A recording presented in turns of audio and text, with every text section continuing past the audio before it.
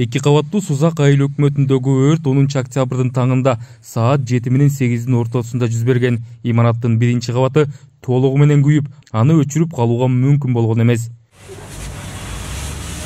Өрт каптаган имараттан Сузак райондук өрт өчүрүү бөлүмү 1 чакырым аралыкта жайгашкан. Аларга да жалын алууланып тутанган убакта гана кабар берилген. Бирок өрттү дароо басууга кеч болуп калган эле. Өчүрүүгө Жалал Абад шаарынан да кошумча күчтөр тартылган. Бүгүнкү күндө биздин расчет келгенде өрттүн ичинде арты алууланып күйүп жаткан. Биринчиден ошон үчүн бизди өчүргөндө ичине полн таркап күйгөн да ошону. Зал жагынан. Сиздер келгенде өрт алууланып имаратка өтүп кеткенби? Имараттын арты күйүп жаткан да. Биринчи этажды алдыларына өтүп кеткен бекен ошондо күйүп. Өрт өчүрүүчүлөр келген. Бизде өрт өчүрүүчүлөр келгенде уже айнектерден түтүн чыгып аткан болот бизде. Алдын ала версиялар боюнча өрт имараттын бурчундагы көмүр сактаган кампадан тутанган деп айтылууда. Бирок айыл өкмөттүн кызматкерлери ага ишене албай турушат. Алардын пикиринде жалын архивдик документтер сакталган, жыйындар өтүүчү чоң залдын сахна тарабынан чыккан. Анткени өрттөн улам имараттын ошол бөлүгү көбүрөөк күлгө айланганын көрүүгө болот. Бирок ачак мыняк болуп турат да. Ачак полн эле күйүп, анан ушул жерде эски документтер, эски архивдик документтерибиз бар. Ушул нерселер күйүп ушул жерден кеткен болуп турат.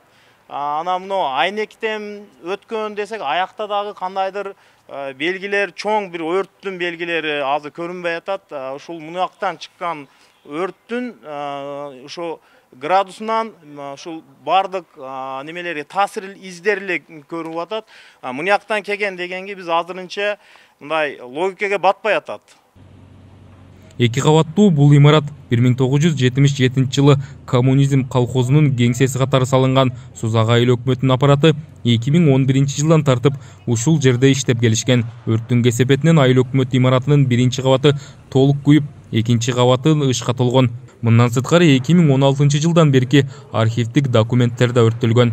2017-2018дер сейфте болгонунда ошо сакталып калган. Калган немелер ошо күйгөн да. Ошо именно ошо архив ошо чоң жыйындар залында ошо бурчта болчу.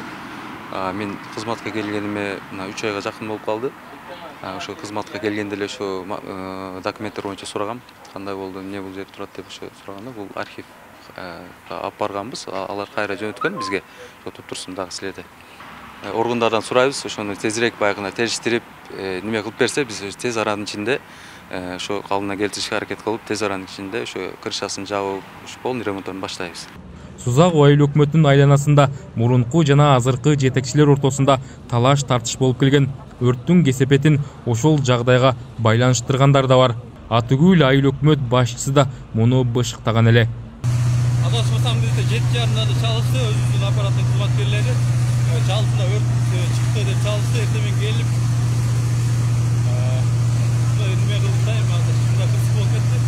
бул жерде мен оюнча бир атайын подсчет болду. Мен өзүм мен бул жерде тиш органдар өздөрү териштирет, конечно. Мен өзүм оюм подсчет болду деп атам да. 50 миң калкы бар Сузак айыл өкмөтү Кыргызстандагы эң чоң райондордун бири. Сузактын борборунда жайгашкан айылдык аймак. Буга чейин 10 жылдан ашуун жетекчи болгон Аскарбек Сариевке мыйзамсыз жер сатуу фактысы боюнча коррупция беренеси менен кылмыш иши козголуп, 20 миллион сом мамлекетке келтирген зыянды толуктап берген. Учурда анын мурунку орун басары экөөнө козголгон иш сотто каралып жатат. Руслан Калматов, Шерзат Эгембердиев, 7 канал.